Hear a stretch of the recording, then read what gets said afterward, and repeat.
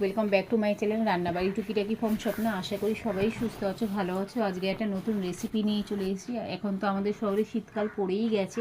শীতকালে দুপুর এরকম একটা ডাল বানিয়ে খেলে শুকনো ভাতের সাথে ঝরঝরে খেতে কিন্তু ভীষণ ভীষণ ইয়ামি লাগবে।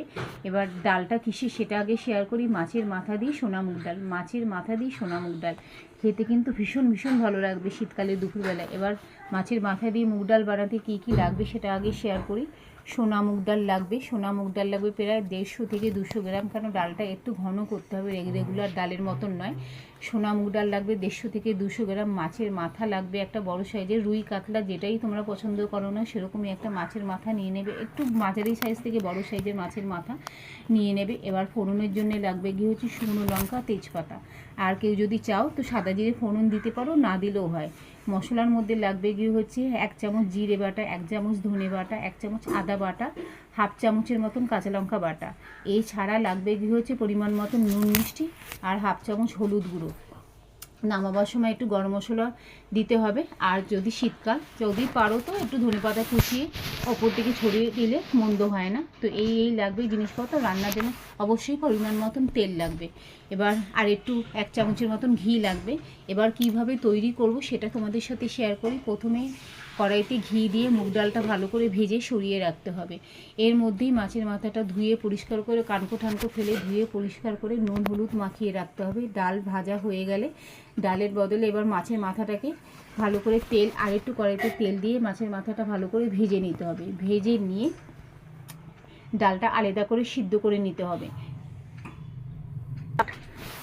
ডালটা আলাদা করে সেদ্ধ করে নিতে হবে। সেদ্ধ করে নিয়ে মাছের মাথাটা ভালো করে ভেজে নিতে হবে। মাছের মাথাটা ভাজা হয়ে গেলে তুলে রেখে এবার ওই কড়াইতে আরও খানিকটা তেল দিয়ে ফোড়ন দিয়ে দিতে হবে, তেজপাতা ও শুকনো লঙ্কা। তেজপাতা শুকনো লঙ্কা ফোড়ন দেওয়ার পর পেঁয়াজ কুচিটা এর মধ্যে ভালো করে একটু নাড়াচাড়া করে ভেজে নিতে হবে। যেই পেঁয়াজ কুচিটা একটু লালচে রং ধরবে তার মধ্যে সমস্ত মশলা একসাথে একটু জল দিয়ে পেস্ট করে নিয়ে মশলাগুলি এর মধ্যে দিয়ে দিতে হবে। দিয়ে ভালো করে কষিয়ে নিতে হবে। মশলা থেকে যখন আস্তে আস্তে দেখবে তেল ছাড়ছে তারপর এই সিদ্ধ ডালটা এর মধ্যে দিয়ে দিতে হবে। দিয়ে মশলা ভালো করে নেড়ে চেড়ে পরিমাণ মতন তোমরা জল দেবে, এর মধ্যে অ্যাড অন করবে। যেরকম ঘনত্ব রাখবে সেরকমভাবে অ্যাড অন করবে জল দিয়ে ভালো করে। জলটা হচ্ছে চেষ্টা করবে একটু গরম জল দেওয়ার। গরম জলে কিন্তু রান্নার পরিমাণে স্বাদ অনেকটা বেড়ে যায়।